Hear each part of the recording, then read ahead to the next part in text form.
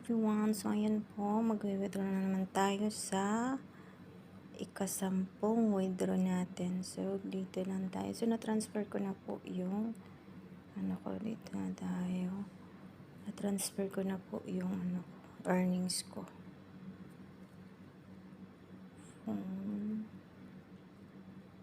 Philippines. So, ganyan lang. Naka-bend na po kasi ito. Naka-set up na to lahat.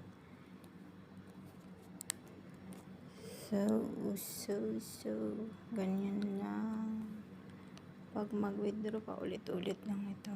Verification code. 5033.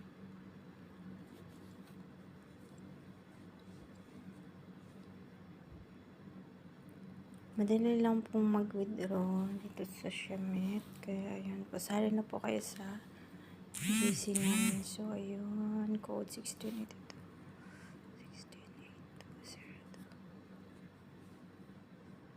So, ayun po, may na po ako, $10 na transfer ko na. So, it's all.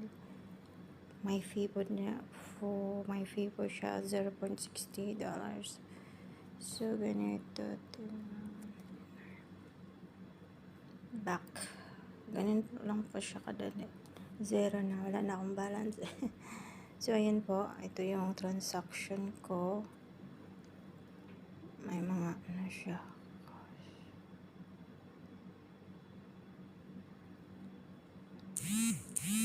Dumating na 5:24. Ayan. Ito po siya.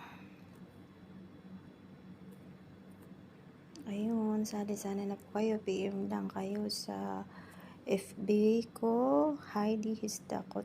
Ayan po. At ma-assist ko kayo.